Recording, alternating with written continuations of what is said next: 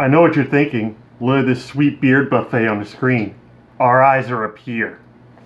Beards unite and worlds collide.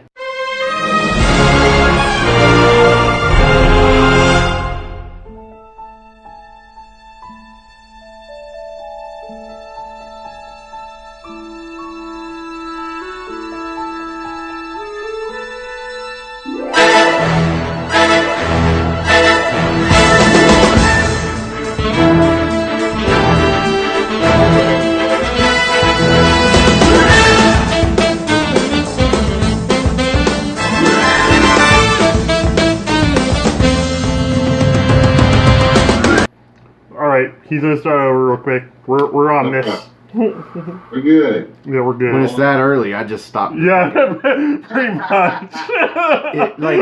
If I haven't gotten through 2 minutes of this shit and I flub up like that, you best believe I'm turning it off and starting again. I'll start from the very beginning.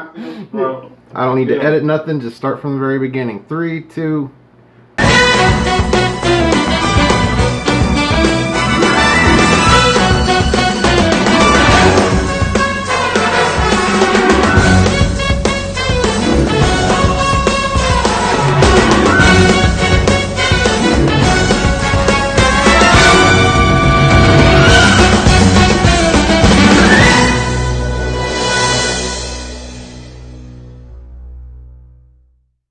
Welcome everybody to a Rated R review of Worlds Collide 2020 from Houston, Texas. We've got a huge panel tonight. With me, of course, the General Jerry Slaughter. Good evening, wrestling fans. And let's start with Owen, the Birdman of Boston, Finch. How's it going, Owen?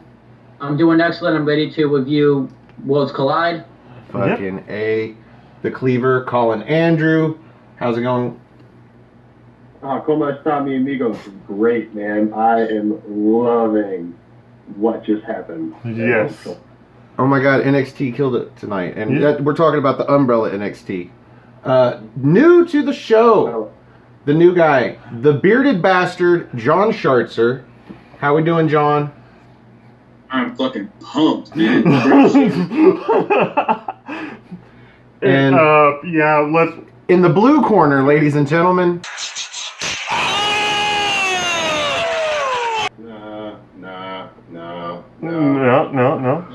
No. See, what's going to happen now is I'm going to take over and introduce myself. Ladies and gentlemen, did you just hear that? Did you just hear that? I think I heard the charisma factor go straight through the roof because you are now joined and graced by the presence of the main player, the hater slayer, the Mac Daddy, the Daddy Mac, the Don Dada. Ain't none hotter, Richmond's first and finest, the original breed, King Francis. Gentlemen, thank you for having me. You're welcome for me being here, but thank you for having me. Absolutely. Always a pleasure. Love it. For those of you that don't know, this gentleman is actually a wrestler, if you couldn't tell by the promo. Holy crap. It's always good to have you because I love having your perspective because you know things about the business that we just would have no idea about. So I always have a great time coming, man, and being a part of it. So thank you for having me, man. I'm excited. The show is fantastic. I'm excited to talk about it, bro. Oh yeah, this Worlds Collide show was an NXT takeover. Yeah, that's all this was. A takeover with both brands. This is the very first time that Worlds Collide has been live. It has been being treated like a takeover. It is essentially a network show live the night before a WWE Sunday night pay-per-view. It is a takeover. Yes. Just has a different name. And this was absolutely a takeover. Like, every match was above par. 4 out of the 5 of the matches that were actually takeover as opposed to the pre-show match, which we will talk about, were fucking awesome. Yes. Like, let's just say that. Like most of this show, 80% of this show was fucking awesome. Yeah. Crazy. Let's break it down. Pre-show, Mia Yim versus Kaylee Ray. This is not a title match, even though Kaylee Ray is the NXT UK Women's Champion. Now, probably, considering how this show went, it will now be the NXT UK Champion. Yep. Which is fine. I think it's going to get confusing, but eventually we'll all get used to it. Good for them.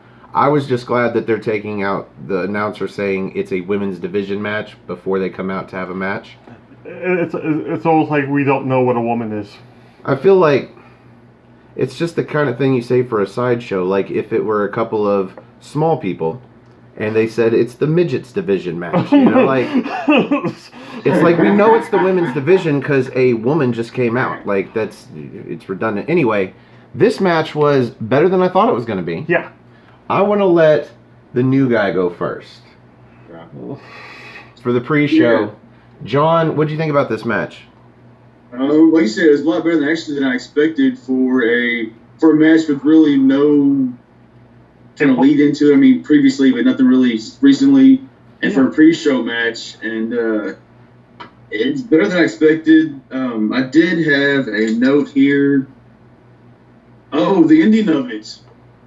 I actually kind of liked, and I usually don't like finishes like that, but it actually kind of worked for me.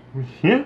Well, you mentioned the ending. Kaylee Ray rolls up Mia Yim out of another fruit roll-up and grabs the bottom rope between the 2 and the 3 count to get the full count, and the ref didn't see it, and the ref really should have seen it. Yeah. Like, he was in a really good position to see that, and it's just, to me, it's a little bit unbelievable, but it's fine. But here's the thing, you shouldn't argue with it because you got a fucking clean sweep. Okay, I haven't mentioned this yet, because I talk enough as it is.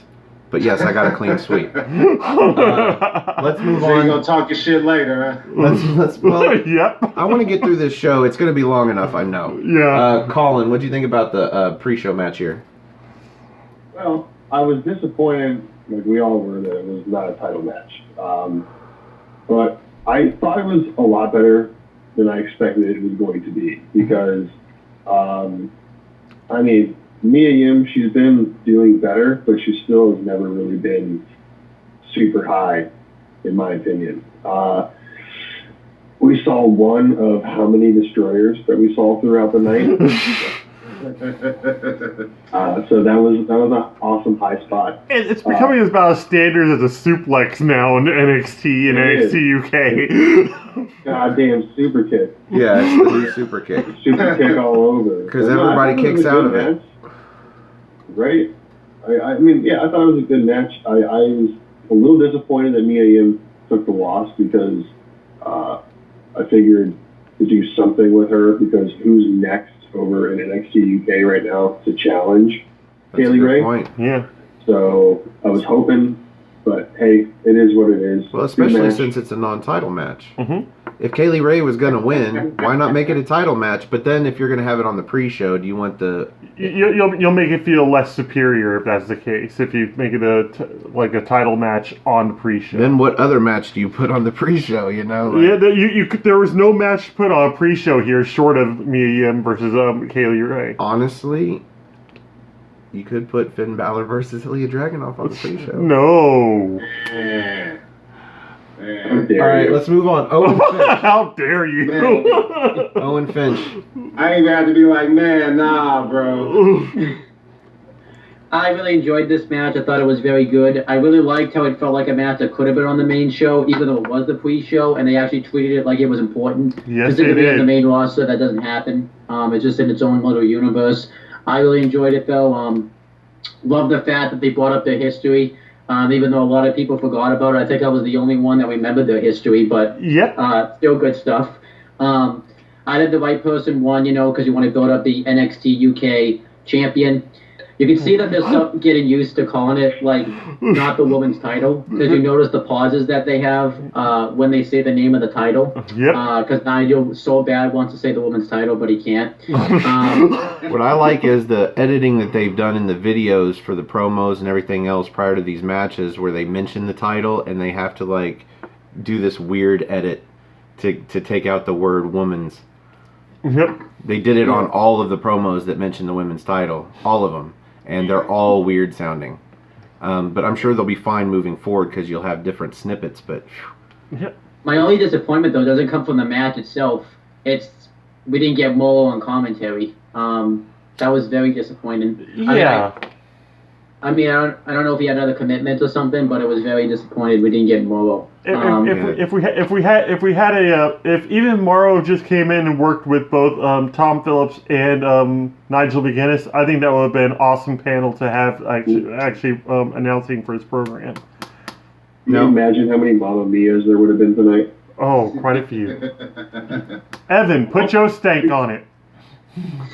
First off, you could tell just by the atmosphere of the match, because usually, to be honest, Kaylee Ray doesn't get much of a reaction, in my opinion. No, she doesn't. Wherever she goes in any building, she kind of gets a underwhelming reaction compared to other champions. You know what I mean? That have been like a Rhea Ripley or a Toni Storm. And you know what I mean? Rightfully so, because those women were on a different trajectory anyway. They were brought in on a different path. Yeah. But the way that both women were welcomed and the way the match was received and the energy of the crowd, you could tell off top this was going to be a top-notch show. Mm-hmm.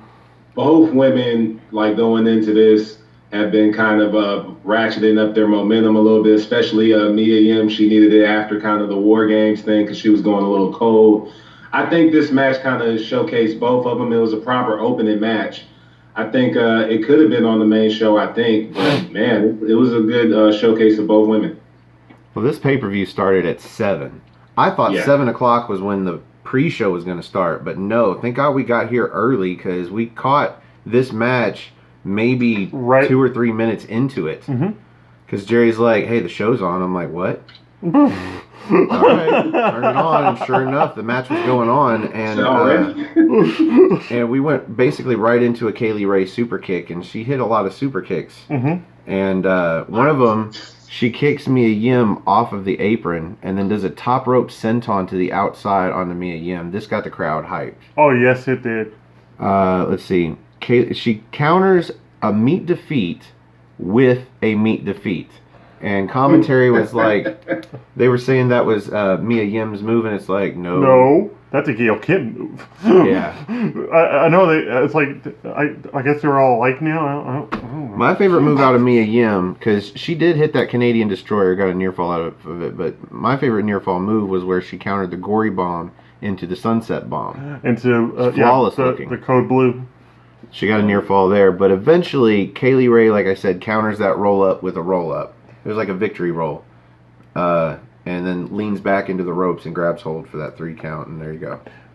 What I really liked about the match, though, was even though Mia Yim lost, like, she still came out looking great in this encounter. Because like, there's a couple moments in that match where I actually was like, holy shit, they're going to let Mia Yim win. But then, because I kept on waiting for Protect Your Neck. Because it hadn't been gone for her at all, and it hadn't been reversed or anything, so I was expecting to see that move. And then when the roll-up happened, it actually took me by surprise. It's one of those very few moments where I was like, wait, that's the end of the match? As soon as I saw her lean into the ropes, I'm like, ref's going to call off ref's going to see it. Pinfall. And no, he didn't see it. He counted to 3, and I was like, wait, what? Oh, all right. Well, I'm cool with this, because, again, I picked Kaylee Ray. I think I was one of the very few that actually picked Mia Yim for that match, but at the same time, I can't be disappointed. The match was just brilliant. Yeah.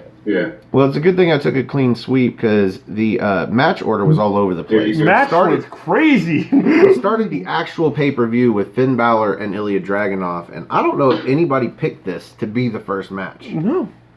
Actually, I'm the only person who did. Well, there you go. Exactly. So no one did. It was a tiebreaker though. So it was a tiebreaker though. So how'd you do with that? Oh, sorry, you didn't need it because this guy won. All right, Finn Balor and Ilya Dragunov. I think I might. This might be the one match where I wasn't like overwhelmed. Like I was just whelmed. Yeah, I wasn't underwhelmed. But I got basically out of this match what I pretty much expected, considering the build-up that they've had the last few weeks and what they've been doing, and they looked about as good as I figured they would. The match was not a lot of downtime, some fun spots, but overall just all right. Colin, what'd you think? I already thought this match was going to be brutal, but they actually took it up to the next level on this one, I kind of believe. Yeah, man. I mean, honestly, my favorite fucking spot of the whole match is when Ilya Dragunov is staring down Finn Balor, and he's giving him his whole little thing, and just fucking slaps him. Like Balor's bringing up his little guns, and his little pew pew. Like favorite spot of the whole match. I predicted Dragunov to win, but I was obviously proven wrong. And I thought it was a hard-hitting match. I want to see this again down the line, maybe for, I don't know. Mason mid-card title. Something. Yeah. I mean, it was everything I was expecting, but nothing more. I don't know. I loved it. I gave it a solid A because it was a hot opener to the show. Like the main card, I should say, because the show already started with fucking Mia Yim and Kayla Ray. So, Owen? Yeah, I love this match. I thought it was a great way to kick off the show. Just kind of loved how it was kind of like even a smaller version of the unstoppable force being the immovable object in a sense. Because they're both seen as kind of that way in NXT. And I liked how aggressive they both were. I love that it was a brutal match. There was points where they were both bleeding in this match.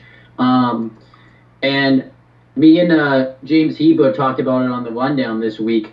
I think Ilya Dragunov has been spending a lot of time at the Performance Center because I've been really impressed with him the past couple of times I've seen him. He's cut some really awesome promos and he looked really great in the ring. And I feel like he's going to come out of this looking even better, even though he lost. But sometimes a loss can turn into a win. He had a really impressive showing. I figure with him and Cesaro, like at the TakeOver Cardiff, like he came out looking like a winner in that one too because he got Cesaro's respect. So he didn't get Finn Balor's respect in this one, but I think though Finn Balor, was the right choice to win. He's still early in his heel run. You really shouldn't be taking a loss right now. I think, I just really enjoyed this. I'm really enjoying heel Finn Balor. I think he's having the best run probably. I didn't see his New Japan run really, so this is like the best one I've seen Finn Balor like ever have. Like I really enjoyed this. I can agree with that. Evan?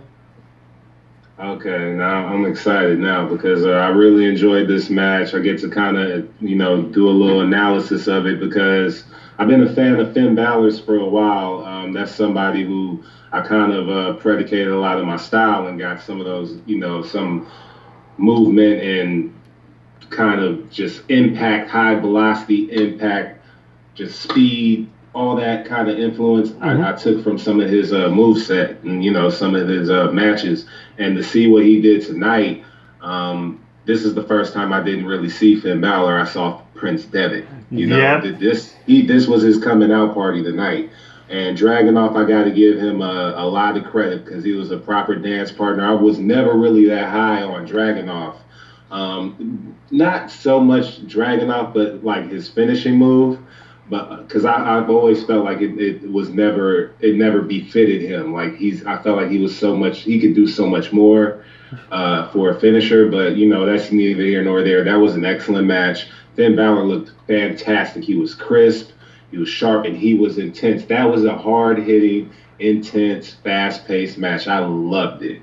I loved it. It was really good. That was a proper match for Finn to have, and he made a statement. That's the Finn Balor I want to see as NXT champion going down the line. That's the guy right there. Not Smiley Finn that was around, a year or two ago. We're done with that. Yeah, Finn, we're done with that, right? Hell, even Demon Balor can go away if we get to keep this Finn. So the last time that you and I saw Smiley Finn was in Toronto. I like to that NXT addresses that in the story where you talk about how Finn Balor lost his edge. Now he's like gained his edge back. So I kind of like how they use that in the storyline now, where he lost it on Raw and SmackDown, but now he's got it back in NXT. Yeah, know what? It's not a knock on Finn. Anything I'm saying isn't a knock on Finn. I've met the guy. I've shaken his hand, and he's a fantastic guy. You know what I mean? Most definitely. I love his attitude and everything. But the whole thing is I've always felt like he's above what they've given him. And, I've always felt his New Japan days and some of his stuff in ICW and some other places were just notches above his work in WWE vanilla. NXT is like a whole different thing now. And him coming back to NXT was probably the best thing for him because now he gets to cut loose and be himself. And it's doing wonders for him. Wonders. And he gets to stomp on guys' necks. Crazy. I don't know if you guys caught that move. I'm telling you. He went to do that double stomp, that standing double stomp, and he landed on his collarbone / neck. Yeah, that was rough. John, you've been quiet all this time. Your thoughts on Dragunov and Finn Balor? So I never felt like Dragunov was gonna win. I never thought with Portland being so close. Yeah, that was the main factor.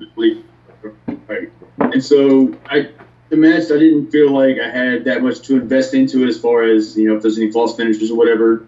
I just felt like this was going to be just a good wrestling match, which it was. Just two guys that, they hit hard. They just put on a good, solid wrestling match with, again, not a whole lot behind it, but they delivered for a match that I thought I wouldn't be invested in, really.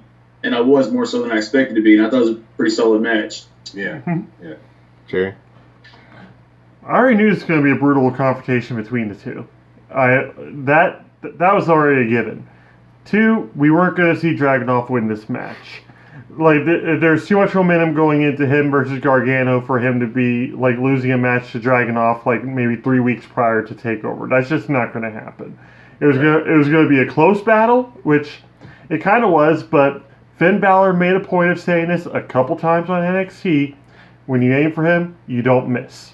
And that's exactly what happened with Dragunov. He missed with that senton, and after that, the match was over. Yeah, lights out. So basically, Gargano's going to have to do the same thing. He's got to be pretty much spot on with everything he does in the match in TakeOver. He's going to meet the same fate as Dragunov. But you can tell Dragunov, quote, watch the tape. Mm-hmm. He was up on Finn Balor because he counters a lot of the shit that Finn Balor tried to do, but likewise, Yeah. My first note is him countering a basement dropkick with this high knee that was just sick looking, and then does this cradle German, like a German suplex, but he cradles one arm under his junk. And then brings him over. I think he got a near fall off The of junk plex. The junk plex. And then he hits that 619, and I guess Finn Balor goes outside, and he does a double axe handle to the outside, and I'm like, what are you, fucking The Miz? Like, you're dropping a double axe handle? What the shit is this? But whatever. And then he hits a coast to coast though. Throws him in the ring, but throws him over the bottom rope so that he can go up top on the corner and do a coast to coast, which seemed to elicit some blood, didn't it? No, he was already bleeding before that, but like that's when he kind of rolled out to the ring, and that's when they're saying, "Oh yeah, he's bleeding." Well, he goes to do one too many moves and does that senton, like you said, off the top rope, and Finn Balor gets the knees up, and then immediately this match is basically over. He hits the shotgun drop kick, the coup de grace, and the 1916 DDT. The three moves of death. The brainbuster DDT roll, screw your neck move, and gets the pinfall. Man, it's a sick looking DDT. Yeah, it's better than like even Gangrel's Impaler that he used to do. I mean, because he traps the arm, so what are you going to do? The only sicker looking DDT is Andrade's, I think, because he traps both arms. Yeah. Yeah. I'm going to correct you on one thing. It's a little thing, but there actually is a difference. So the Tiger Fang kick and the 619, there's a little bit of a difference between both of the moves, because when you do the 619, you typically hit your opponent with your knee because of the knee brace, and that's what Rey Mysterio does. Yeah, I said 6-1 line. That's what he calls it. Where he does the Tiger Fey, but comes off with the lariat. He calls it the 6-1 line. Oh, I see. I think he said 9. I might have. Yeah, you did, but you did, but it's still good. There you go. It's still cool to get. I meant to say 6-1 line. I just fucked it all up. It's fine. Meanwhile, the Tiger Fang kick, you hit your opponent with like the tips of your feet. Right. Yeah, like the 619. Yeah. So meanwhile, Kathy Kelly's back or in the crowd, and she's got the Grizzled Young Veterans this way, and she's got the Bros are weights. Just get it out, man. Dude. She's got Matt Riddle and Pete Dunne over here, and Zach Gibson's talking smack, and then Matt Riddle is talking like some kind of smack, like, dude, you just found out, and we found out that they have again done it to where the winner of the Dusty Cup is going to get a shot at the NXT Tag Team Championships. And Matt Riddle's like, you should be happy. Like, me and Pete Dunne are... He's grinning ear to ear here. And then he looks at Pete Dunne, and Pete Dunne's not smiling at all. And he's like, well, that's what he looks like when he's happy. And Pete Dunne says... He says, listen, I'll be blunt. And Matt Riddle obviously looks everywhere. He said, Riddle is going to smoke the two of you. He said, all of your hopes and dreams come to a bitter end. And then Matt Riddle says, bro. This was great. I think these two are going to win. I don't think Grizzled Young Veterans are going to get that shot at the NXT titles. I think it's going to be Matt Riddle and Pete Dunne. But you think I'm wrong? I'm still hoping they lose, and this sets up for Pete Dunne to go heel, and Pete Dunne versus Matt Riddle at Portland. Well, let's set up for the Cruiserweight Championship match. Fatal 4-Way, Isaiah Swerve Scott, or as we lovingly call him, Isaiah Swerve Skeet. Because his logo on the Tron, it looks like Skeet. The word Isaiah and the word Scott, they look like Skeet. I'm just saying. Jordan Devlin, Travis Banks, and Angel Garza, who is the champ, who's defending here. And I have got a fuck ton of notes on this. Because this was the show stealer, in my opinion. I couldn't even keep up with the notes. Ladies and gentlemen, there was a lot of cool shit in this match. Like, a lot of really cool shit. Like, you just have to watch it. I can't do it justice. I will try. But first, I think it's time to start with Noah? Or Owen? Owen. Wow. I get them mixed up. Too far into the video to restart, though. Yeah. Birdman. So, before that, I really liked the promo segment with the Broserweights and the Grizzled Young Vets. I really liked that. I thought it was a nice way to build up to that match. But, yeah, this match really surprised me. I expected it to be a great match, but I think it surprised me, like, mainly for the results. I like the new Cruiserweight Championship. I like that they finally got a new design for it. Mm-hmm. You know, it was presented earlier today by Triple H, and I think they said William Regal. I guess Drake Maverick's not the GM anymore, but we'll see. But I really enjoyed this match. I thought this was the best that Travis Banks looked since the UK Championship tournament, the second one. Like, he looked like was some of the highlights of this match. I thought Angel Garza looked really good in this match. You know, I liked how everyone beat him up when he went to try to take his pants off. That was funny. No one wants to see that. He caught a triple kick. You know, Jordan Devlin even looked good in this match, and the result was a huge surprise. Not to me. Not to me. I really enjoyed the result. I think it's mainly surprising because now it makes me question what's going to happen now with the NXT Cruiserweight title. Because now there's a lot of questions. It gets people talking. You know, because since Jordan Devlin's in NXT UK, does this mean he's going to NXT full-time and leaving the UK scene? Is he going to bring the belt with him to NXT UK? And I really enjoyed that. And really surprised that Garza had a fast title reign, but maybe they want Angel Garza to have a, you know, because I think Angel Garza's going face because he's so over that I think he's got to turn face, and I think Devlin would be a perfect opponent for him. And I feel like too, it's time for Devlin to go start wrestling in NXT because this gives him a lot of shine because he's so good that a lot of people need to get eyeballs on him. Okay. So I enjoyed this a lot. This was an awesome Cruiserweight match. The Cruiserweights being part of NXT was the best thing that's ever happened to it because, you know, now it gets the showcase and the spotlight that it deserves. So I'm really happy about this. I think the Cruiserweight title is going to NXT UK, and it makes sense because other than, let's say, Dave Mastiff and, what's the new guy's name? Ridge Holland? Yeah. Other than maybe those two, everybody in the mid-card in NXT UK is under 205. Mhm. I'm willing to bet they all are. Every last one of them. Because Yeah. the ones that aren't, like Joe or any of the Gallus gang, you know, they're either in the tag team picture or he's in the main event picture. Mhm. So, yeah, it's a perfect mid-card title for NXT UK. And if any of the guys that are under 205 from any of the brands want to challenge for it, they ought to come over to England and do so there. Mhm. Because if we're not going to get the European Championship, damn it, we will take the Cruiserweight Championship. Mhm. Deal. What would you consider Trent Seven? Mid-card or main event? Tag So team. then, Thanks. Tag team.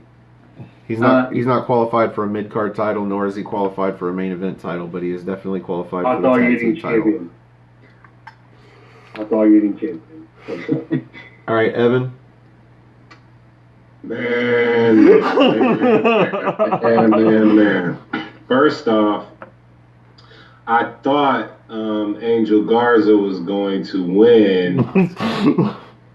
And, you know, because usually shows like this are paint by the numbers, especially like Worlds Collide.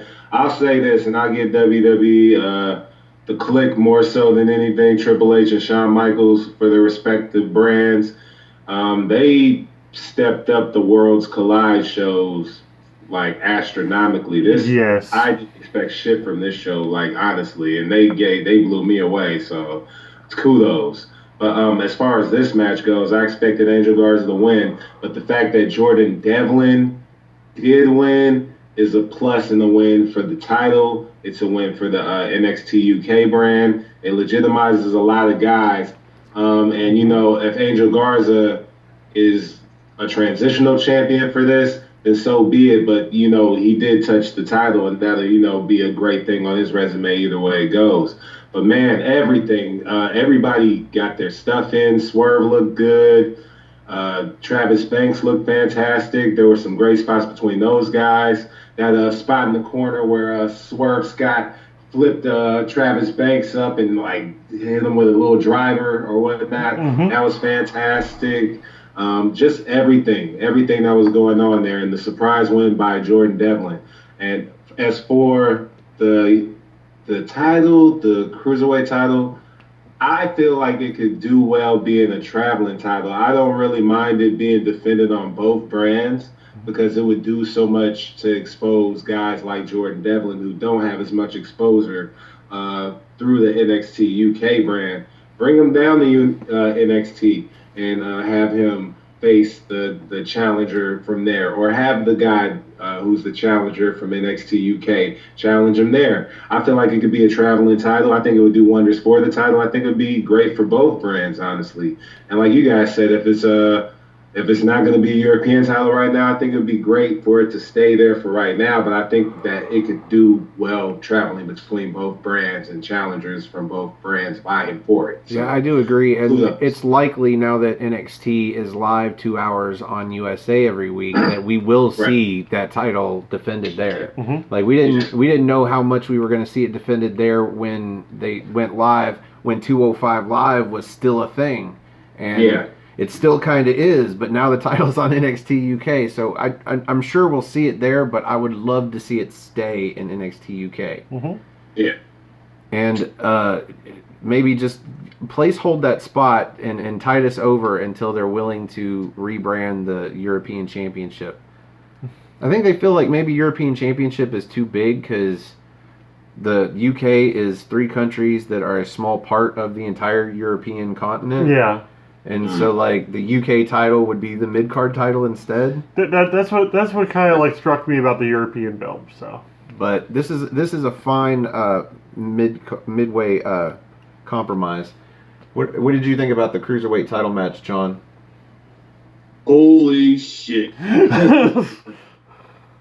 This is one of the matches I didn't get very many notes on because I couldn't stop watching the TV. Like, I couldn't fucking look down to take notes because I didn't want to miss something that was going to happen. mhm. You know, man, and the Jordan Devlin thing, I said, this is the only match that I missed in my predictions. I picked Garza to retain, and my brother, like I said, I was telling you before we started, had never really watched UK before, didn't even know about Jordan Devlin. And so when he hit that little like Uranagi moonsault thing, Yeah. at the beginning, he was like, I want him to win. I want him to win. But we're like, but he won't because he's an NXT UK guy, and they're not going to do that.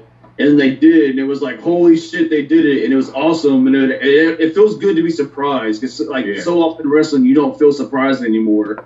Yeah. And that one actually surprised me. And man, what a match! I'm gonna watch it tomorrow before the Rumble starts because holy shit, that was an excellent match. Yeah. Well, I mean, we had called it to happen, but my fear was that they were going to let Travis Banks do it and bring it over to NXT UK. That was my fear, but I was still kind of surprised that they actually pulled the trigger and it happened. But mostly, I was overjoyed, and me and Jerry, we were loud. Yep. I'm just going to say, Colin, chances are, if you were here, you probably would have been jumping up and down with us like girls too. Yeah, that's great for Jordan, man. Great I think we got out of our seats when that happened. That was nuts. Colin. Yeah, dude, I would have been, because when I saw that 3 count hit, I was at work. I just started fucking yelling. Had a good time because I picked Jordan Devlin to win this match, and man, what a match it was.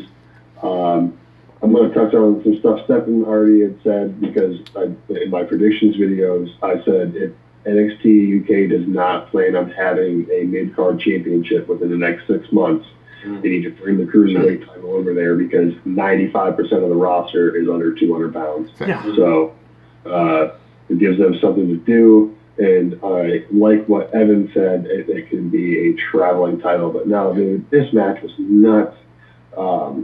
Travis Banks looked really good. Normally, he's kind of like a Trent Seven. And today he kind of looked like a 7. He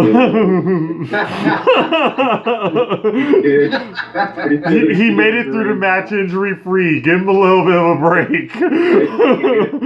He hit ring just fine. He got in the ring just fine, and he left the ring just fine. So, props to you. No, great match. Congratulations, Jordan Devlin. Yeah. And the new title does look really tight. I like the new design in the center plate. It's real nice. So I think it's just the same design, only the strap is black. Yeah.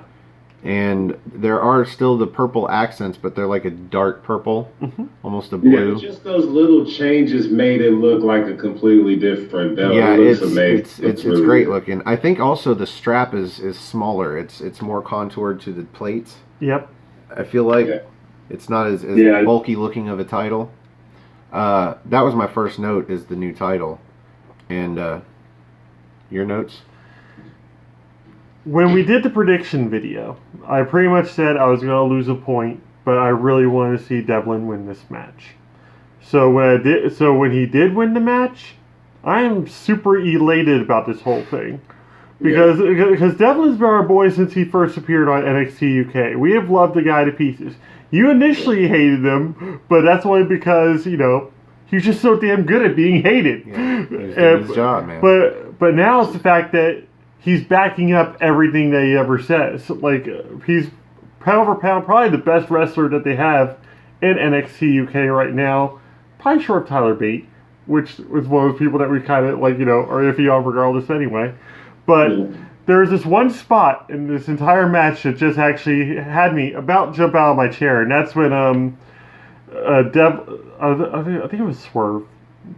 No, it was Devlin hit that tornado DDT off the ropes after coming off of Swerve from the outside. Yeah, he gets backdropped over the top rope, but somebody's already there. It might have been Garza, and he springs. Travis Banks' back. Yeah, Travis Banks. He springs off of Travis Banks' back into the ring, into Swerve, I think it is.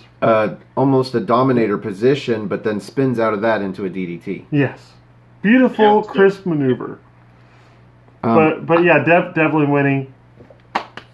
Yeah, my first note is Devlin. Yes. And it's the one that I think John mentioned earlier, the Uranagi. Okay, so I think he's got Swerve in a reverse DDT. Yep. And then catches, was it Garza? Yep. Coming off with the Uranagi, and then Uranagi's Garza over top of Swerve, and then when they're both down, he does the standing moonsault onto both of them.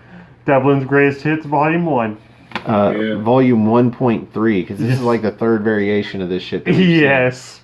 seen. The one that he did from the apron over the top rope was sick. Yes. So anyway, I've got a power slam. Okay, so this is like a triple or a triple stack. Yeah, some kind of fucking triple stack move. A power slam on what's the name here? I can't even read it. Devlin by Garza. So Garza's got Devlin in a power slam, and then who was it? Swerve comes off the top onto Banks, who has jumped on top of Garza, and Garza's holding him like a power bomb. So Swerve does a double stump onto him, and they all come tumbling down. Crazy looking. Yeah, it's hard to.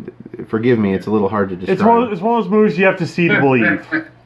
Like seeing Travis Banks counter a Devlin side into a Canadian destroyer. That was the second one we saw tonight. Yep. That was insane. That was just so cool. Or Jordan Devlin hitting a double Spanish fly off the top rope onto both Swerve and Garza. Yeah. Now, he didn't land the full flip on the Spanish fly, but I can fucking forgive him. Yes. Because the other two did the full flip. And it was awesome looking. Let's see. Banks hit the slice of heaven and a Kiwi Crusher onto Devlin, who kicked the fuck out. Yes. Thank you, Jesus, because that was the spot where I'm like, yeah, see? Not only... All the air left the room, people. Not only are they going to put the Cruiserweight Championship on NXT UK like we've been begging them to do, they're going to do it with Travis Banks at the expense of Jordan Devlin, who we said from the beginning when he was in that qualifying match, if he's not going to win the title, I prefer him not to be in any of this. So thank God he kicked out. So he got it, yeah. You got it. Let's see. Swerve counters a head scissors with an inverted power bomb in the corner. And I mentioned this because I've never seen this before in my life. So dude goes for he's grabbing onto the top rope in the corner, and he goes for the head scissors, but Swerve pushes him off, I guess, to pull him forward, and then pulls him down into an inverted power bomb. Sweet looking. For a near fall, I think. Yeah. Garza drop kicks Banks off of Swerve's shoulders into a Poison Rana onto Swerve. That was exactly what I said it was. I think might have been more of a double stomp, but either way. Either way, it almost looked like a cave-in.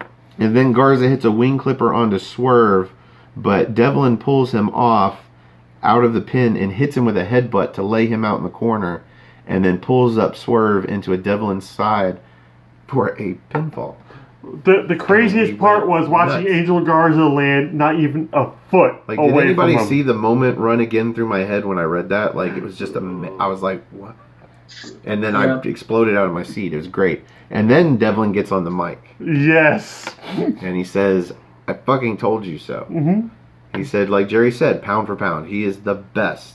And Tyler Bate, like Jerry said, might hold that claim. And he did beat Jordan Devlin at NXT UK TakeOver Blackpool 2. However, who won their match tonight? Jordan fucking Devlin. Mm-hmm. Yep. And he won a title. Yeah. And before we get to the aforementioned Tyler Bates match, somebody who wanted to talk? Oh, that was me. Sorry. Go ahead. I see anyone else notice Swerve kind of sitting on his knees at the end of it all? Oh, Travis Banks is doing the same thing over on the side. Yeah, they look bummed, and they should. They should look super bummed. You know who should be the most bummed? Is Angel Garza. Angel fucking Garza should be the most bummed. Yep. Because he didn't even get pinned, and he lost his title. But Keith Lee and Mia Yim are in the crowd, which is cool.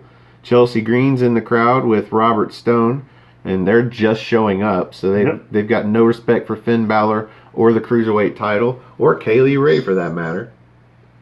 They're just finding their seats, douchebags. And then on to, like I said, Tyler Bate and Trent Seven versus DIY, Tommaso Ciampa and Johnny Gargano. And maybe it's like Jerry told me and everybody else, like during this match, and I totally agree. Maybe it's just coming off of that high from the Cruiserweight match that was awesome and Jordan Devlin winning. But the first half of this match was just like, all right. Yeah.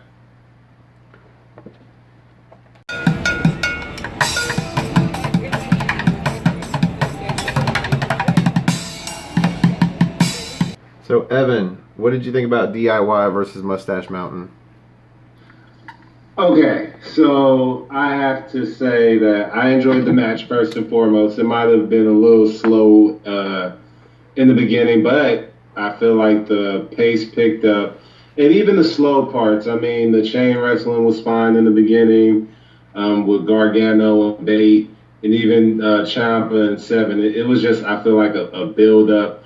And, you know, their place in the card after what was just presented to us with the cruiserweight match. Yeah, it was going to be hard for them to just go full gun and for us to have to, appreciate it right then and there. So they started us from, point zero and got us back, up. And that's a testament to those guys because it could have totally bombed because we've seen main events bomb, you know what I mean, recently. So for them to be able to be on that spot in the card and be able to ramp it up was great. But I like the match. Two great tag teams. We already knew that, DIY and Mustache Mountain are, top tier tag teams. The chain wrestling and the teamwork was going to be top notch. Trent Seven did his thing with the Trent chops, with the 7 chops. I'm sorry, but yeah, he was chopping, killing it. I just liked everything about it. Both teams got their stuff in. Nobody looked weak at the end. I picked DIY to win anyway, but, as long as both teams get it in and you can suspend your belief a little bit, then job well done. Very good match. Yeah, they worked this match exactly like they needed to. And we may have been sitting here half bored by it, but there was a purpose to it. They had to change the crowd's emotions from that high anxiety, high paced emotion that they had for that cruiserweight title match to laughter, literally laughter, because there were spots in the beginning where they were just chain wrestling. I think it was Johnny Gargano and Tyler Bate, but then they just, I think it was Tommaso Ciampa and Trent Seven after a handshake by Bate and Johnny, they ended up posing off and Trent Seven gives in because he can't do a muscle man. He can't do the flex. No. Because Ciampa's ripped. He's fucking ripped. Chat. So they had to bring the crowd back down to bring them back up, and they did a successful job of it. They also told the story that they needed to tell, that we talked about when we previewed and predicted this match, that if Mustache Mountain is going to lose, or DIY for that matter, it should be for a purpose. And they told that story in this match where Tyler Bate did that Peter Pan off the ropes clothesline and hit Trent Seven. Yeah. And there was a spot in it where Trent Seven could have been like, well, fuck you, man. But he rushes in and he protects Tyler Bate from that meet in the middle. Yep. There are little spots of this story where it feels like Trent Seven is probably going to end up turning on Tyler Bate. Yeah. Love it. Love it. I don't want to talk too much about it. I think it's John's turn. So, I thought when I was putting my card order together, I figured that either this match or the cruiserweight match would start the show. Yep. Oh, wrong. Never thought they would be back to back. Weird booking to me to put them back to back, but hey, whatever. I agree though as far as starting kind of slow, but I like the slow start. I said I like that Johnny and Tyler kind of went back and forth, shake hands, okay, and then Trent Seven gets tagged in. He says, "All right, Ciampa," he calls Ciampa in. And then I like the mustache thing and the flexing, and then the match started out friendly. And then got more aggressive and as it went along. And these guys aren't capable of having a bad match, I don't think. No. This is, again, this one in the cruiserweight match, I figured would be match of the night. I loved it. I loved everything about it. I love all these guys. It was great. Colin? All right. So, real quick, to touch on the accidental hit from Tyler Bate to Trent Seven. This triggers the slow build. What if we saw Trent Seven cost Tyler Bate a cruiserweight title over Jordan Devlin? Because Tyler Bate, if it's going to NXT UK, Tyler Bate beat Jordan Devlin he should be first in line, in my opinion. Very true. But no, I thought this match was great. I loved it from top to bottom. The protecting of Tyler Bate during the meet in the middle was. I honestly thought they were just going to say "fuck it," pull the trigger, and nail both of them. Yeah. Honestly. Yeah, That's what I was hoping that would happen, but we saw it connect in the end. I called Trent Seven taking the pinfall. They weren't going to make Tyler eat the pinfall on this one, especially coming off of that win from Jordan Devil with Blackpool too. I really love the combinations of stuff, the pop and bang, like just the way they countered each other. We think we're getting all the highlights of everything, and boom, nope, we're getting another counter, or we're getting a double airplane spin. Or we're getting, it's just the double submission. When we had the arm bar lock and the Gargano escape at the same time, which we saw years and years ago when they won those tag titles. Against the Revival. It was just a great match, man. It was just an awesome match, and I'm happy they did what they did because they needed to get that crowd back into a different type of mindset. And very much pulled it off well. And the show of gratitude and respect at the end, can't go wrong there. Yeah. Well, all of those things went right into each other. Those double submissions went right into the double airplane spins, the counters. And when they had the meet in the middle lined up and Trent Seven went in, that's when they went in for the double kick. They were going to do a meet in the middle onto both of them, but they stood up and did the double bop and bang at the same time. Like, this match was full of odd counters, but fun. And yeah, it did its job. It kept the crowd low, gave them a little bit to laugh at, and then slowly brought them back. Yeah. Owen, what'd you think about this match? I really enjoyed this match. I love that they did the slow build and then it builds to this great match, because sometimes those can be even the best matches themselves when you see just a match build into a great match. It's the heart and soul of NXT going against basically the two pillars of NXT UK. So that even makes it enjoyable itself. It's cool to see DIY back together again, doing their entrance again. Ciampa and Gargano like doing Ciampa's thing where he sits on the win apron and pats himself on the back. That was really cool. And I really enjoyed some of the double team moves that they did, and there was stuff that they did in this match that I've never seen before, like someone finally countered Tyler Bates' airplane spin into a Gargano escape. That was really fun.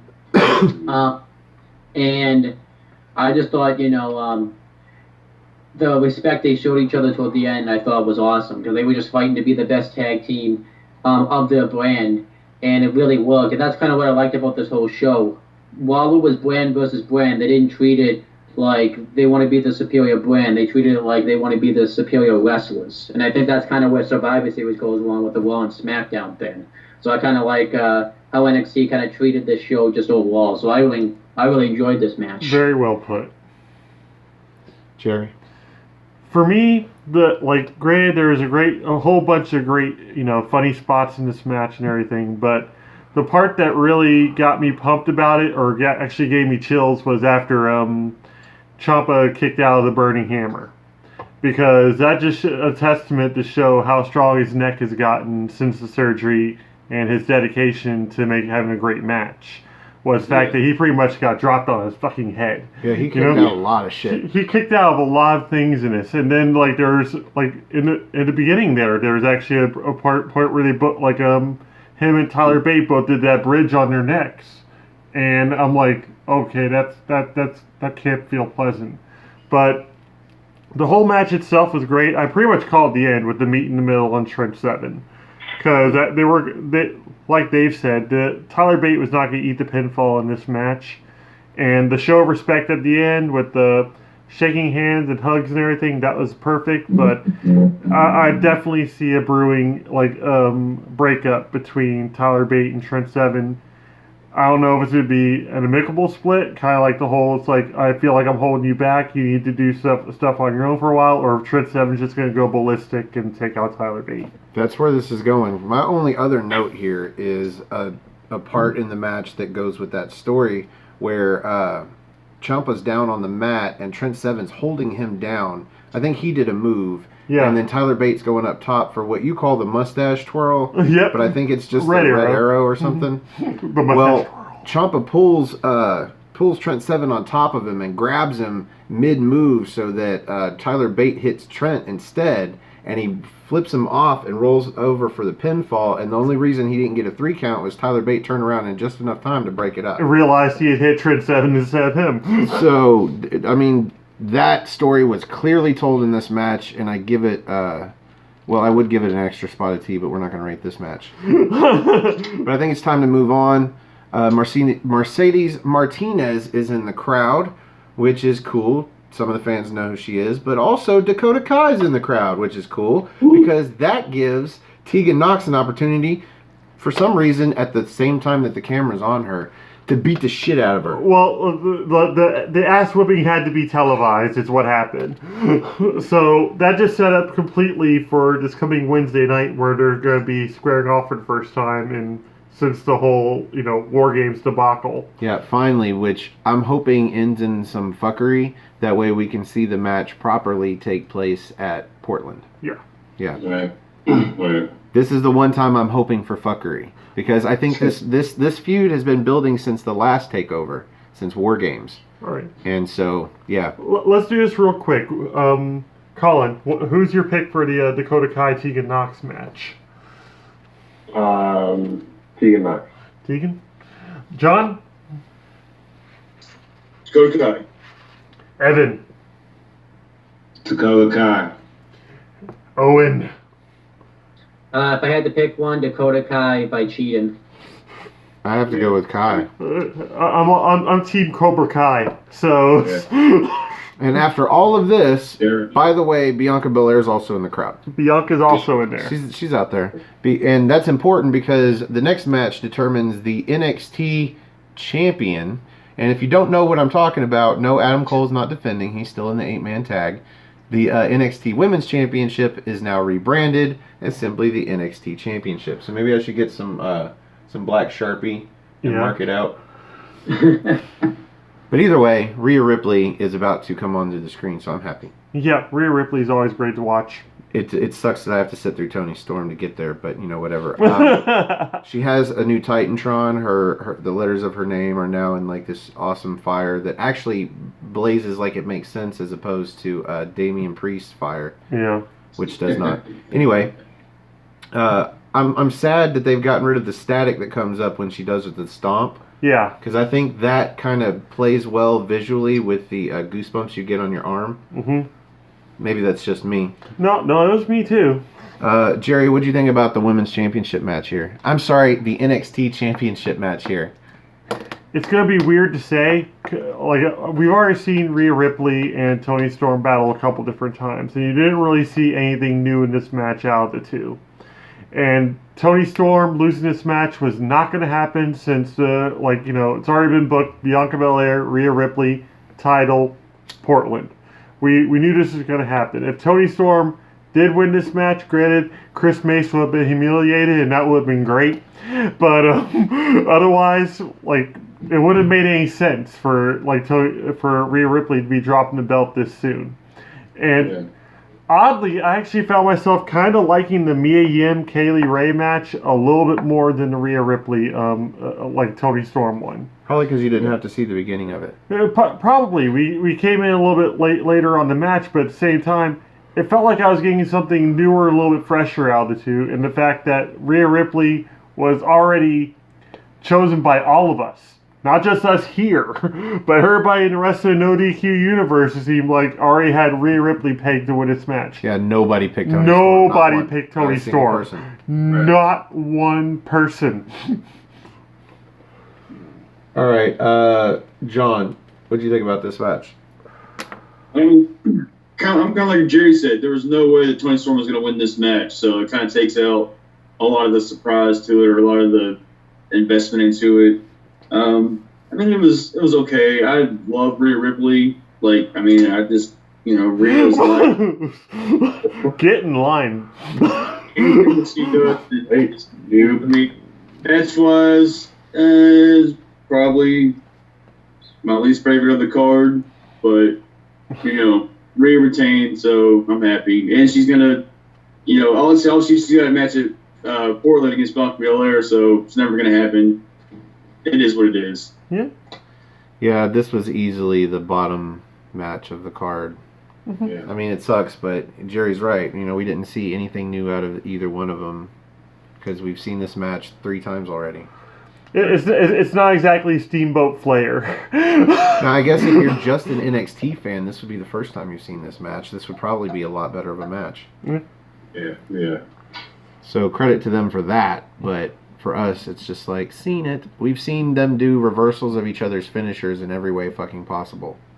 Yeah. Every last one. Hey, Colin, do you think Toni Storm's going to go heel after this encounter, or do you see her going back to being a face in NXT UK? Oh, I see her going heel after this because she didn't get the job done in Blackpool. She didn't get the job done in Worlds Collide. Piper Niven is a obvious face, so they have unfinished business as far as I'm concerned. Boom. We're getting a hurricane coming through or something. Shane Helms? Oh, and you've been kind of quiet down there. Did you like this match a lot? Help us out here, man. Give us somebody that loved this match. I thought the match was really good, Okay. but Never mind. it was all. Thanks, Owen. It was also just kind of a filler match in a sense, just to kind of get us before when it just kind of felt like a little bit of an exhibition. For Rhea Ripley to defend her championship. It was a little bit of a different match, I guess, because since they were both faces, they realized they had to have someone like kind of act more heelish, and it was kind of Toni Storm in this case. So that was kind of a bit interesting. I think Toni Storm also should go heel because I think maybe Toni Storm can finally catch fire as a heel.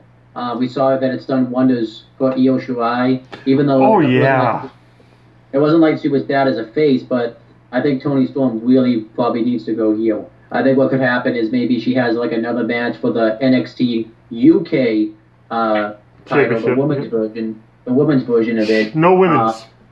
Well, I don't know. She's gonna face Kaylee Ray for the title. That's how. I don't know how else to get around that because a lot of people are gonna The white strap. I got it. We start calling them the Super Starlets. that sounds a little pornish. Well, I mean, I agree though, because think about it. Io Shirai turns heel, gets super hot.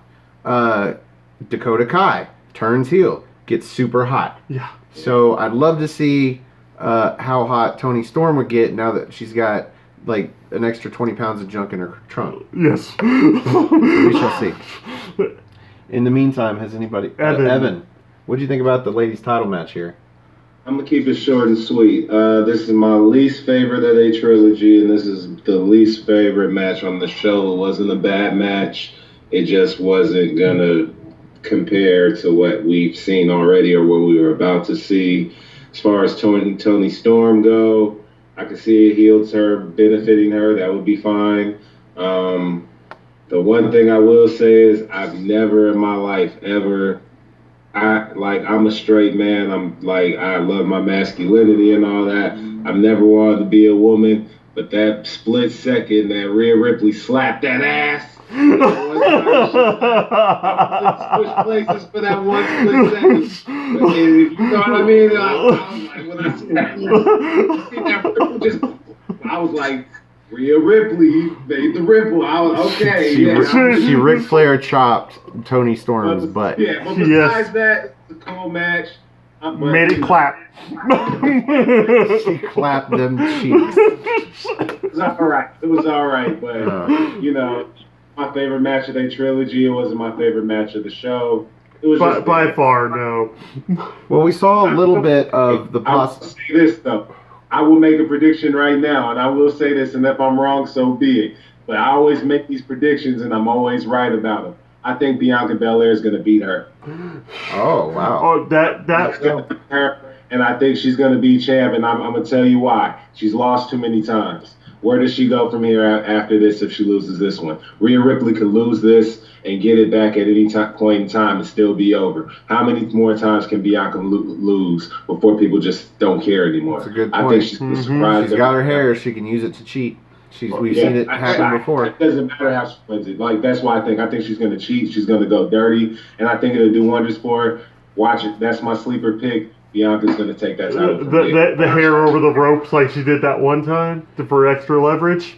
That wouldn't shock me. We'll see if it gets you a point come take over Portland, but in the meantime, the champ is here. Right here. We'll see. We'll see. Well, I wanted to say we did get a little bit of a tease of... What's that, Colin? Oh. I don't see him anywhere. No. Oh. So, I did want to say we did see a little bit of a tease of a heel turn from Toni Storm just in the way she wrestled the match. Like, she's wrestling this match, like she has said before, like, gold is the only thing on her mind, and she's a little bit obsessed with it, and she'll get it by any means necessary. She tried to talk Piper Niven into giving up her spot in the triple threat match. You know, like, she's stupid, obsessed with it, so... The heel turn seems inevitable, but she does this German suplex to Rhea Ripley into the corner and fucks her neck up. Yeah. And works over the neck for the rest of the match. And that's a heel style of wrestling. Yeah. So just saying. But eventually Ripley dodges a frog splash and then picks her up right into a Riptide pinfall. 1, 2, 3. And then stares down Bianca Belair a little bit. While Bianca Belair talks smack into not a microphone. She kicks Toni Storm in the ass twice after that pinfall, too. Yeah, that too. Probably for dropping her on her neck. So, moments ago, Finn Balor attacks Johnny Gargano, who's trying to do an interview in front of some cameras. And we actually see the cameras. This is great. Like, honest to God, backstage. Like, this just happened because then Tyler Bate comes over and tries to break it up. And we see Finn Balor throw somebody over a fucking table. Yep. Some security guard. I'm thinking we're going to get Balor versus Bate before Portland. You think? If we do, holy shit, that's going to blow some minds. That'll be fun. Oh, please do. You think that'll be the match that Trent Seven causes Tyler Bate to lose? It's possible. Or maybe the first of many. Let's move on to the main event. 8-man tag, Undisputed Era. We've got Adam Cole, Roderick Strong, Kyle O'Reilly, Bobby Fish versus Imperium. That's Walter, Alexander Wolf, Fabian Eichner, and Marcel Bartel. Let's get this out of the way right now. We have been praying for this match since Imperium, got together. Since Wolf joined Imperium and they became a 4-person faction. After 4, boom. It's like, okay, this now needs to happen because we finally have 2 4-person factions. Boom. Done. The only other prediction we had different that was going to be both teams would have all the gold, which Walter, the UK champion, and then Adam Cole, the NXT champion, and it was really cool watching the Undisputed Era come onto a rip because they did the whole pan left to right. It's like, okay, it was an NXT champion, tag champions. Roderick Strong. All right. Well, before you elaborate any further, I want to let the new guy go first. So, John, tell us your thoughts about the main event. All right. So, like you said, I've been waiting for a while. You know, I wanted it at War Games, but didn't get it. Yeah. I was the 4-on-4. I was worried about it being almost 2 Survivor Series-ish, just a boring ass 8-man tag, but it wasn't. Mm-mm. It was so much fucking action. Alexander Wolf going down, that was scary. At first, it was like, is it a word? Is it not? Is it, what's going on? But even his arm was under his shoulder or whatever, to not do the pinfall was weird, but it didn't kill the match, really. As it moved on to restarted it could have easily, but it didn't. It didn't, right. And even the stare down, I remember, I told my brother, I was like, this 4-on-4 stare down would be so much cooler if Alexander Wolf was standing here, but it still feels intense. It's still, when shit goes down, it's still going down. Yeah. And it's funny, the guy that got double teamed when they finally started beating on each other was Marcel Bartel for some reason. Marcel Bartel gets 2 guys on instead of Walter. What the hell was that? 2 guys. And he's like, no. I'm like, okay, I guess not. 9! When Walter made his big return, and You hear the crowd cheering. He comes back in and whoops ass. Fantastic match, way better than I was excited about it. I knew they could put together magic, but I had a little bit of anxiety that, like I said, that it was going to feel too Survivor Series and boring, but it was not at all, and I loved it. Yeah. Well, for one, it wasn't a elimination match. So first pinfall is the winner of the match, and that puts a different dynamic to it. Also, when you have that many people in the tag teams where there's 3 guys in that corner, 3 in that corner, the ref gives a lot of leeway when people start coming in and going out and coming in and going out, and they're not the legal man. But I like how the ref is always on top of who's the legal man and who can actually make the pin and take the pinfall. Mm-hmm. It puts a different dynamic to it, and I like it. And in this case, it's appropriate because one guy got taken out in a way that was not planned. Yeah. So Alexander Wolf gets kicked in the throat by, I think it was Roderick Strong, and chopped, or maybe Bobby Fish. Bobby Fish, because he got slapped in the back of the head by Roderick Strong, and they go for a pinfall. And thank God I think Fish knew, because he threw his arm under his shoulder, I guess as a way to be like, oh, my bad. And then the ref to be like, oh, look, your arm's under his shoulder, so I can't make the pinfall. But really, Wolf was knocked unconscious, I believe. Yeah. Ref threw up the X. He briefly stopped the match. They took Alexander Wolf to the outside where the doctor came down, and then they carried on with the match as if nothing happened. And all the spots looked like they belonged, even though some of them looked like they were almost botched, but then didn't get botched. Like the lawn dart. Oh my God, Eichner is a king. Yes. He's a goddamn artist. Because he almost dropped that dude on his, I don't remember who it was, almost dropped him on his head and then lifted him square up into a vertical suplex. And then when he did the double jump moonsault. Yeah. And just, like, he is a fucking artist. Before I go on too much, Colin, what were your thoughts on the main event? Fucking bravo. Yes. I mean, golf clap even. Yes. I mean, unfortunately, incidents like with Alexander Wolf happen, and hope everything's cool. But what they did after that to improvise was just fan-fucking-tastic. Mm-hmm. I loved the play between Walter and Kyle O'Reilly. Kyle O'Reilly's all mocking Walter, like, ooh, and Walter's big ass finally gets in the ring and starts throwing him around and then mocks him straight back. I loved how they showed a little different side of Walter tonight, and the crowd was behind Walter 110. It wasn't even Imperium. It was Walter. No, it was just Walter. Did you hear the USA chant though? The undisputed Walter chant. Yeah. When it first started, it was a USA chant. Yeah. It started out Walter, then USA, and I was like, God damn it, Texas. But then they filmed. I loved it. I picked Imperium to go over, which we saw, and I don't know what Fabian Eichner did to his knee, but looked at the end that he tweaked it pretty hard. He did after he hit the flying splash on the outside onto pretty much the entire Undisputed Era.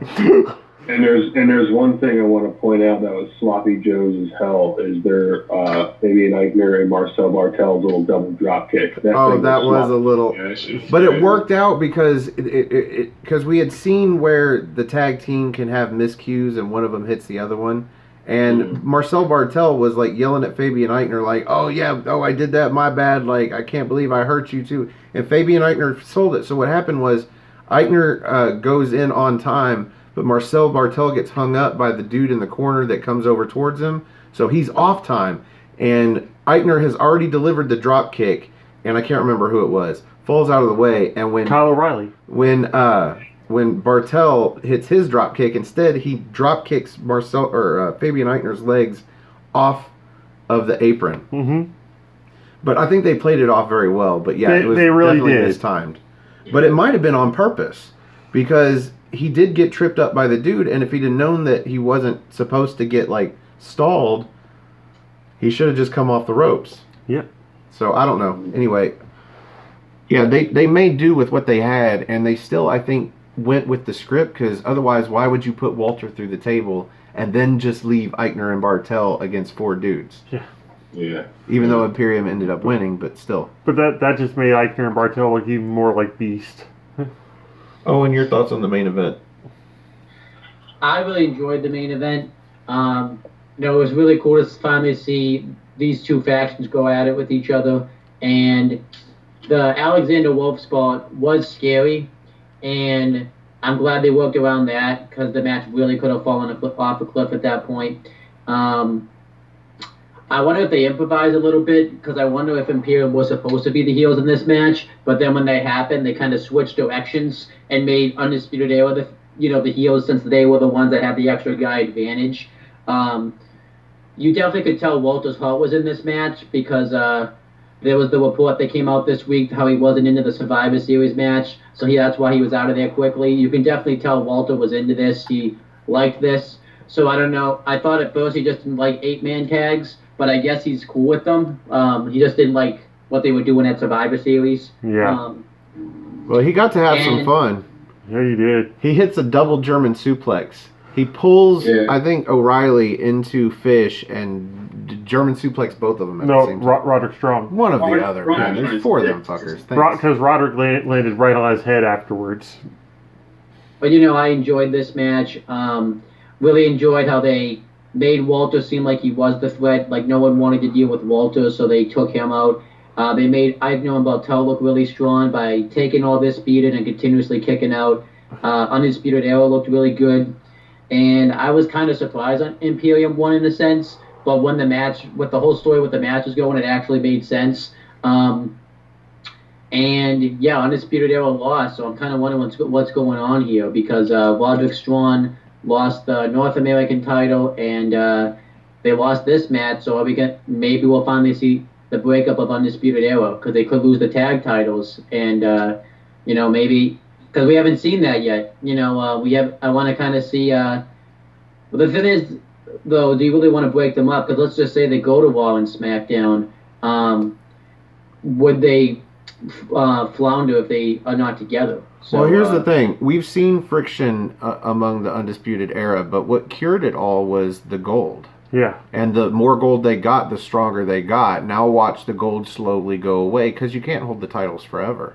And we'll see the tag titles go next, and then we'll see how Cole desperately holds on to that NXT championship and uses the rest of them, who lost their titles too, but he probably won't care because he still has his, kind of thing.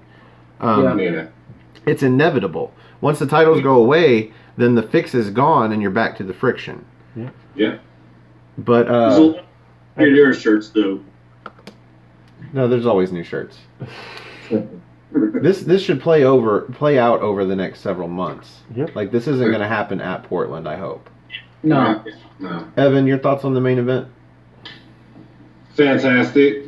Best to me, best paced match of the show, only because of what happened to Alexander Wolf, because I feel like that legitimized Imperium to the max, man. For them to go 3-on-4 against Undisputed Era and win, for Walter to do all that he did 4-on-3, it was a very unfortunate incident, and nobody, especially me being in the ring and understanding what it is and the risk that you take just training and everything.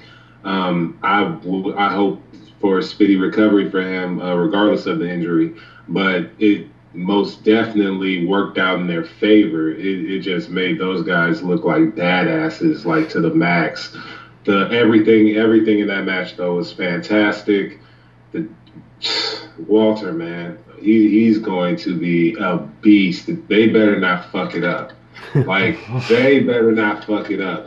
He's got like monster star written all over him, and like it shows me. I didn't really think that he was a face kind of guy, but I could see in the right situation, in the right kind of adversity, maybe people would get behind them in certain respects. So it just showed me a lot. Both teams look strong. Nobody's a loser in this one, but Imperium looked fantastic. I picked Undisputed Era to win just because they were on such a roll. But I don't think they're going to break up anytime soon. But if they do, so be it. But I think they would do better coming into the main roster at you know what? That main roster thing's out the window now, so it doesn't really matter.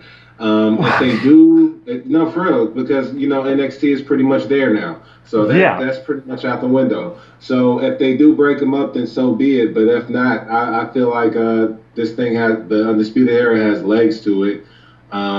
It could go either way. But that's the exciting thing about what this whole main event and what the show in general did is set forth some good storylines for the next few weeks and maybe months too. And that's what wrestling is supposed to be.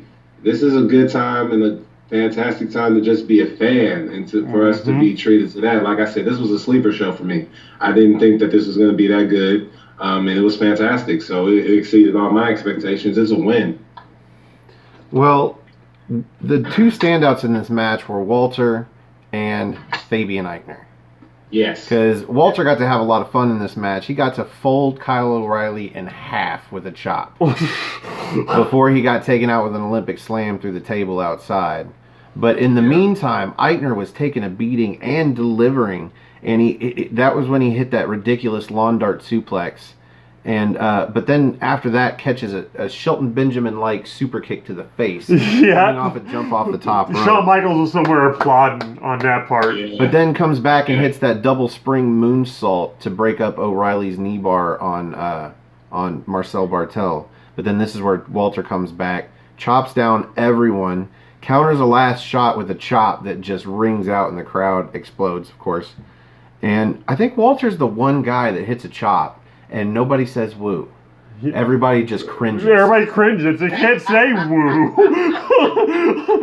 there is no wooing It match. ain't a chop, man. It's a massacre. Well, he hits Walter hits a power bomb and a top rope splash to Strong, but Cole hits him with a last shot right out of that, but only gets a near fall off of it. And this is where the match breaks down. Everybody's down. Everybody gets up at the same time. We have that stare down, and eventually they all start going outside and hitting moves to the outside to other people. And finally Eichner hits a plancha off the top rope onto everybody. This leaves Walter and Fish. Yep. And Fish goes for a moonsault. Walter dodges, hits that drop kick into the corner, and a power bomb and folds him in half. 1, 2, 3. Imperium win. Jerry, any last thoughts on this main event?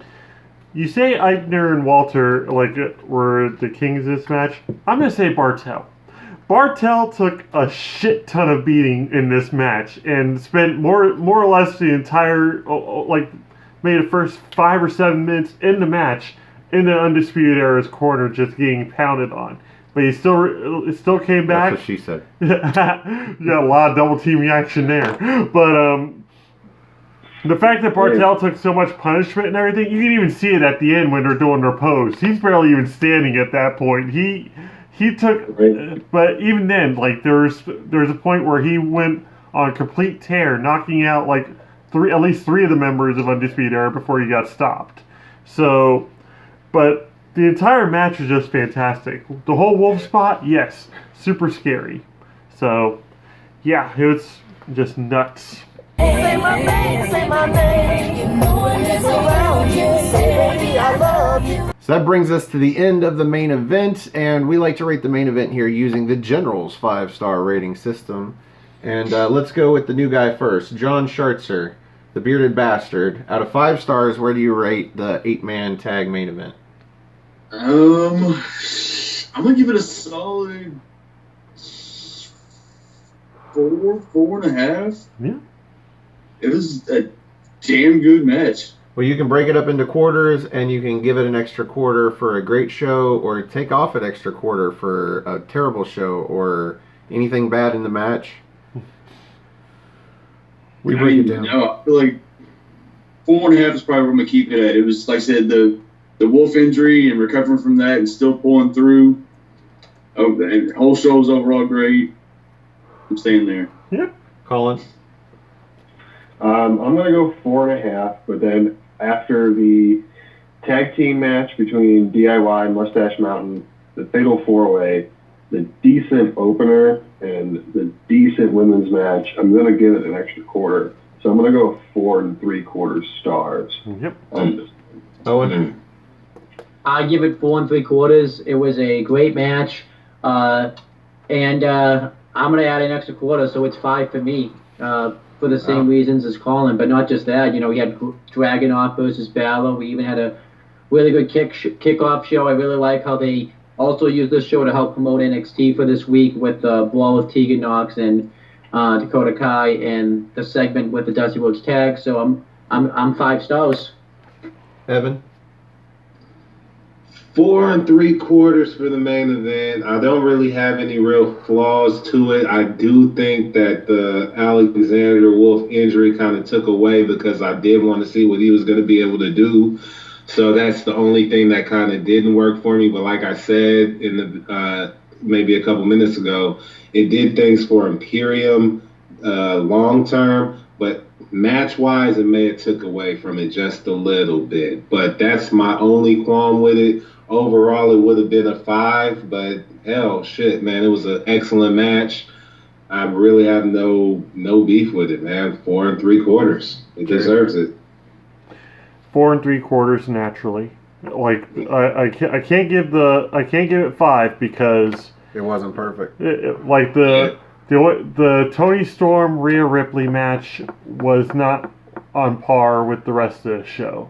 So the rest of the show was fantastic. So 4 3/4 for the main event, but I can't give the extra quarter because for me it wasn't a perfect night. Yeah, but if it was great, you could still give it an extra quarter. Yeah, but I don't want to put it 5.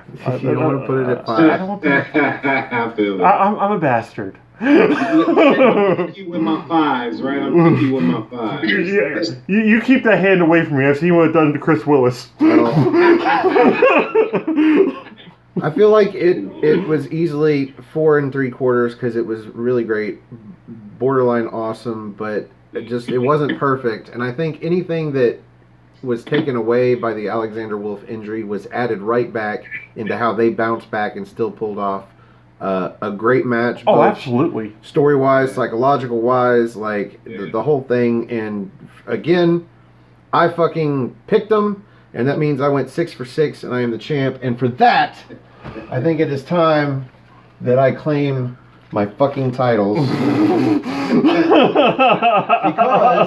if I'm correct about this is both an NXT and an NXT UK championship show. Yep. So I am champion for both groups. And I now am Wizard 2 belts. With fresh 2 belts. So, I could drop some notes in here, but I think I did most of them already. Yeah. This match was really great. 4 3/4, and I'm going to give it an extra quarter off of a great show. So I agree, 5 stars. 5 stars. And that brings us to the end of this Rated R review. Thank God it's been an hour and a half, folks. I apologize, but this was a really great show out of nowhere. And we've had a terrific panel that we could not waste. So that's the important thing right there. You guys have been superb. Yes, thank you all for being here. I know Evan's got to go soon, so I'm going to let him go first with the plugs in case he's got to turn his phone off. Yeah. All right, well, shoot. First and foremost, thank you guys. After-match wrestling, every time we get together, man, it's fantastic. I just want to thank you guys for having me a part of the family. Worlds Collide was a great show. I'm looking forward to all the great videos and things you guys are going to do and all the collaborations we're going to do together. Awesome. As far as me, if you guys want to check me out, which I know you do because I'm that fly and I'm that dapper, you understand what I'm saying? So you need to get on all social media at Go to Work Fitness. Check me out at Facebook if you want to get on my personal page, Evan L.G. Francis, and YouTube, Go to Work Fitness as well. Got so many videos, interviews. I got an interview with Nicole Savoy too, man, that's doing big numbers. We actually doing more numbers than Abby interviewed when she did with Nicole. So we're doing really good with that. So check it out, man. We're doing some things. And get ready, man, because 2020 I'm going to be busting some heads, and they're gonna know who it is that's representing Richmond, California for the first time. Putting my foot up their ass. You know what it is, y'all. Stay smooth. All right. All right. John, where can we find you on social media? You can find me on Facebook, Jon Shartzer, on Twitter at ShartzerJohn. I have a podcast coming hopefully soon called My Brother's Keeper. It's a mental health podcast. It's not wrestling, but it's pretty cool. I'm pretty excited about it. It's always good to have, though. Oh, yeah, I'm pumped about it. And hopefully I get to come back and do this again. And next week, Niners win the Super Bowl, so I'm excited I'll go Niners. Niners gang. Bang, bang. Owen? Bang, bang. You can check out my 3 YouTube channels, Wrestling Fortune 44 for all my wrestling videos. You're going to see a lot of rundowns get uploaded and such, so make sure you guys check that out. Owen the Talkinator for all my non-wrestling videos. If he's available, me and Colin may be doing a video ranking the top 10 best Breaking Bad episodes and scenes, but it all depends on if he's available or not, so hopefully we can make that work. And then CM Brothers for my other channel. Well, I should be doing a video or a podcast with Colin this Monday on Jeff Meacham's channel.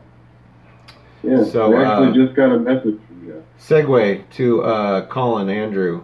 What would you like to plug, sir? All right, so if you want to see more of his face and listen to my voice talk about wrestling, hop on over to the Cleaver Colin Andrew on YouTube and Spotify, Anchor, and Apple Podcasts. You can find me at the Cleaver Colin Andrew as well. And No DQ, Colin Andrew on Twitter, and Colin26 Andrew on Instagram. So this has been fun. Always a fucking blast with you guys. So today marks 1 year since I uploaded my first YouTube video on YouTube. And tomorrow is my 1 year anniversary of joining this group with Takeover Phoenix. Awesome. So it's been a fucking fun year. Thanks a lot, guys. Happy birthday, Colin. We want to thank you for the past year. I also want to thank you for running our Instagram group. Yep. At aftermatch_wrestling. You can find us there. You can find me at osborne.stefan and Jerry at the_gentleman_slaughter.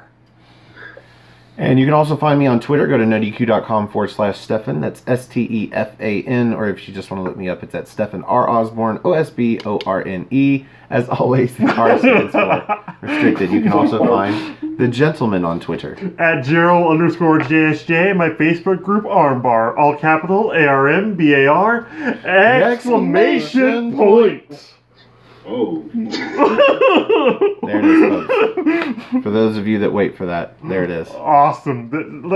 I think that's one of the calling cards next to the Simple Man's whole tangent that he does. Armbar. Come for the meme, stay for the soup. Yep. But we also have a Facebook. We also have the public group for Aftermatch Wrestling now that you can join up, and we have all sorts of different videos that come up on there as well, and other discussions. So find us there as well. Yeah, and you can find us on Patreon at Stefan R. Osborne if you want to help the channel. But if you just have a few seconds, if you like the video, click the like button over here. And if you like all our videos, click the subscribe button over there. And if you want to help our channel grow, take a few seconds and click the like button or the share button, and share us on Facebook and Twitter and Instagram, anything that you do. If you have friends that like to watch wrestling, they might like to watch us bullshit about the show.